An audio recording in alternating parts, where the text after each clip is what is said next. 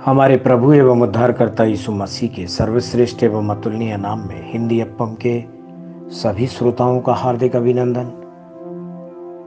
आज दिनांक 25 मई दिन मंगलवार सन 2021 का मनन के लिए पाठ। आज का शीर्षक है भोजन की जरूरत। लूका 8वें अध्याय के 55वें वचन में हम इस तरह से देखते हैं, तब उसके प्राण लौट आए और वह तुरंत उठ बैठी। फिर उसने आज्ञा दी कि उसे कुछ खाने को दिया जाए। अजीजों, पवित्र शास्त्र में जब परमेश्वर ने याईर की मृत बेटी को पुनः जीवन दिया तो उन्होंने उन्हें परामर्श नहीं दिया, लेकिन उन्हें उसे भोजन देने की आज्ञा दी। क्योंकि यीशु ने उन्हें भोजन देने की आज्ञा दी थी, भोजन की कमी शायद उसकी मृत्यु का कारण रही होगी। भोजन न केवल शरीर के लिए आवश्यक है, बल्कि आत्मा को भी इसकी आवश्यकता है। बहुत से लोग पवित्र शास्त्र के अभाव में जो आत्मा के लिए भोजन है, थक और डगमगा जाते हैं। जब पाप और कामनाएं आत्मा पर आक्रमण करती हैं तो विरोध करने में असमर्थ होने के कारण आत्मा संक्रमित हो जाती है।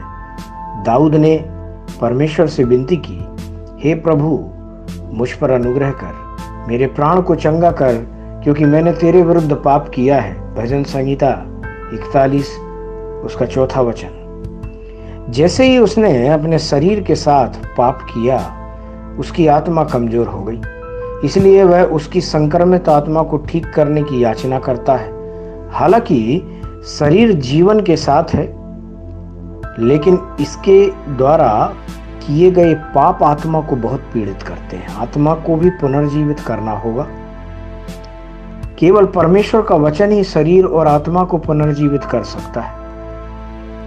हे लड़की उठ, परमेश्वर का वचन था और इसने याईर की बेटी को पुनर्जीवित किया।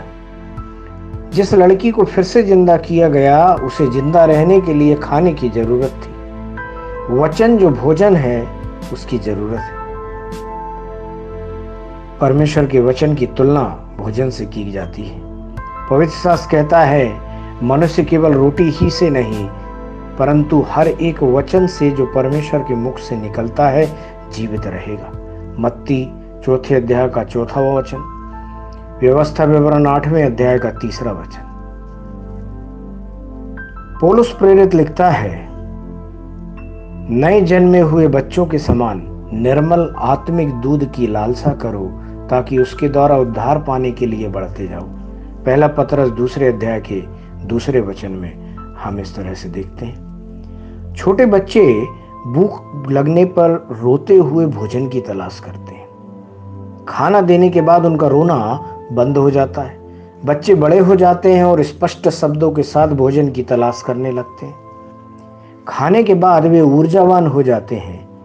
आत्मा को भी जीवन के सभी चरणों में भोजन की आवश्यकता होती है। भोजन जो परमेश्वर का वचन है, आत्मा को ऊर्जावान बनाए रखने के लिए आवश्यक है। यिर्मयाह कहता है, जब तेरे वचन मेरे पास पहुंचे, तब मैंने उन्हें मानो खा लिया, और तेरे वचन मेरे मन के हर्ष और आनंद का कारण हुए, क्योंकि हे सेनाओं के यहोवा, मैं तेरा कहलाता हूं। यिर्मयाह 15वें अध्याय के 16वें वचन में हम इस तरह से देखते हैं। परमेश्वर के प्रिय बच्चों, क्या आप वचनों को उत्सुकता से खा सकते हैं? मनन करने के लिए आज जो वचन लिया है, भजन 119 उसका 103वां वचन, जहां इस तरह से लिखा है, तेरे वचन मुझको कैसे मीठे लगते हैं, वे मेरे मुंह में मधु से भी मीठे हैं। परमेश्वर के इन वचनों को सुनकर, पढ़कर, मनन करके इनके अनुसार अपने जीवन को जीने पर परमेश्वर आपको बहुतायत से आशीष देवे। आमीन।